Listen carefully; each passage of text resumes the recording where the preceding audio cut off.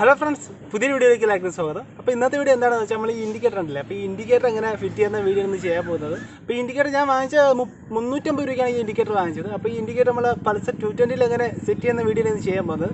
അപ്പോൾ നമുക്ക് നിന്ന് താമസിക്കാൻ നേരെ വീഡിയോയിലിട്ട് പോകാം. അപ്പോൾ ഇതാണ് നമ്മുടെ ഇൻഡിക്കേറ്റർ. ഇത് നമ്മൾ RF V3 ഒക്കെ എനിക്ക് കൂടുതലും വെച്ച് കണ്ടിട്ടുള്ള V3യുടെ ഫ്രണ്ട് ഭാഗത്തായിട്ട് കിറ്റിനോട് ചേർത്ത് ഈ ഇൻഡിക്കേറ്റർ വെച്ച് കണ്ടിട്ട് കാണും പലരും. അപ്പോൾ ആ ഇൻഡിക്കേറ്റർ നമ്മൾ ഇന്ന് 220 കയറ്റാൻ പോകുന്നത്. അപ്പോൾ 220 കയറ്റി എങ്ങനെയുണ്ട് നമുക്ക് വീഡിയോ അവസാനം കാണാം. അപ്പോൾ ഇൻഡിക്കേറ്ററിൻ്റെ ലുക്കിങ്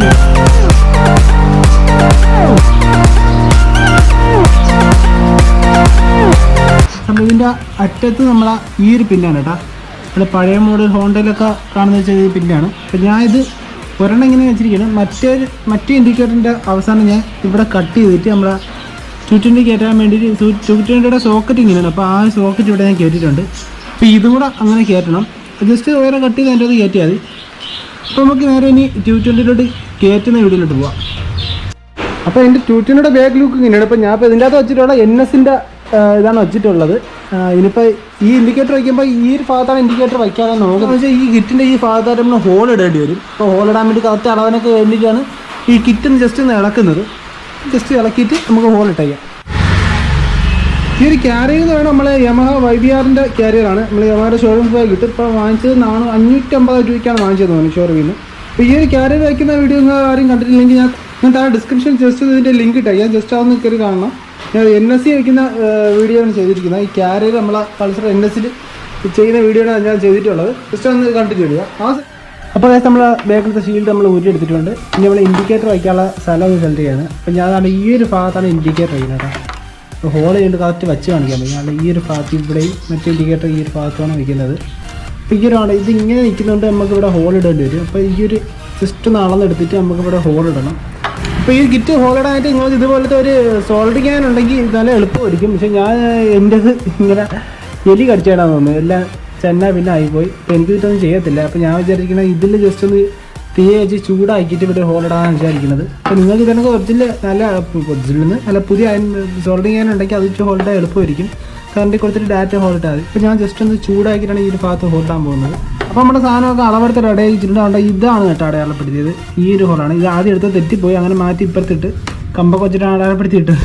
കമ്പ് വെച്ചാൽ ചന്ദനത്തിരിയുടെ ഇത് വെച്ചിട്ടാണ് അടയാളപ്പെടുത്തിയത്. മറ്റേ ഈ ലൈറ്റിൻ്റെ എഡ്ജും ഇതിൻ്റെ എഡ്ജും കൂടെ തമ്മിൽ നോക്കിയിട്ടാണ് അടയാളപ്പെടുത്തിയത്. Correct fitting correct അളവാണല്ലോ.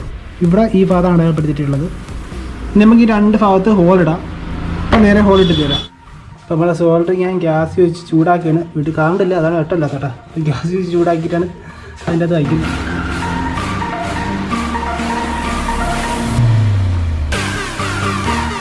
ഗ്യാസ് വെച്ച് ഒരു ചൂടാക്കി ഹോൾ വെച്ചിട്ടുണ്ട്.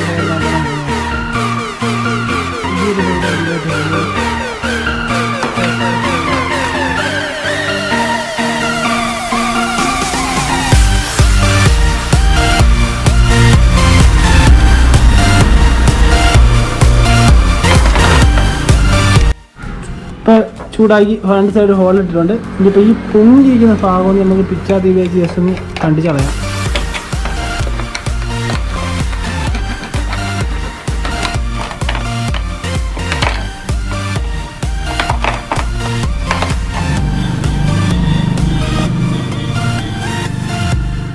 അപ്പോൾ നമ്മളിവിടെ ഹോൾ ഇട്ടിട്ടുണ്ട്. അപ്പം ഇനി ഇൻഡിക്കേറ്റർ ജസ്റ്റ് ഇതുവഴി ഒന്ന് കയറ്റി വെക്കാം.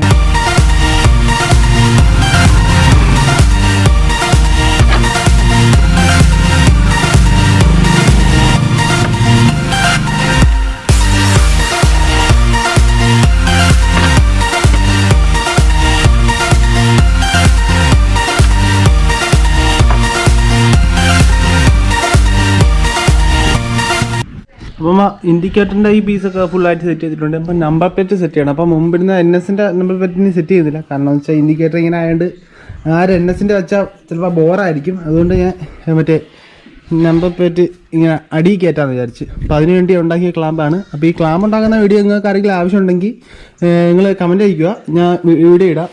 ഇതിപ്പോൾ ഞാൻ ഉണ്ടാക്കിയിരിക്കുന്നത് ഇൻഡിക്കേറ്ററുടെ ഉൾപ്പെടെ വയ്ക്കാനുള്ള ക്ലാമ്പാണ് ഉണ്ടാക്കിയിരിക്കുന്നത്.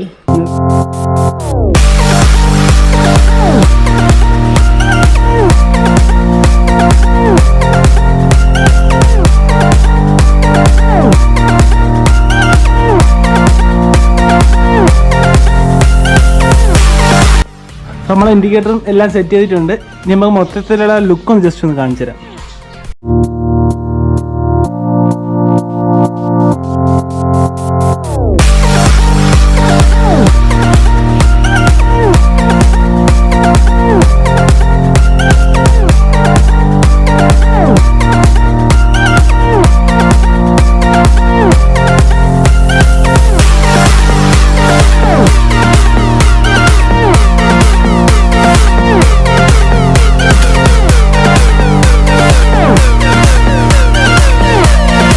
അപ്പോൾ ഈ ഒരു ഇൻഡിക്കേറ്റർ വയ്ക്കുന്ന വീഡിയോ നിങ്ങൾക്ക് എല്ലാവർക്കും ഇഷ്ടമായെന്ന് വിചാരിക്കുന്നു. അതുപോലെ തന്നെ നിങ്ങൾക്ക് എല്ലാവർക്കും ഈ വീഡിയോ യൂസ്ഫുൾ ആണെന്ന് വിചാരിക്കുന്നു. അപ്പോൾ ഒരു മറ്റൊരു വീഡിയോ വീണ്ടും കാണാം. അതുവരെയും ഗുഡ് ബൈ.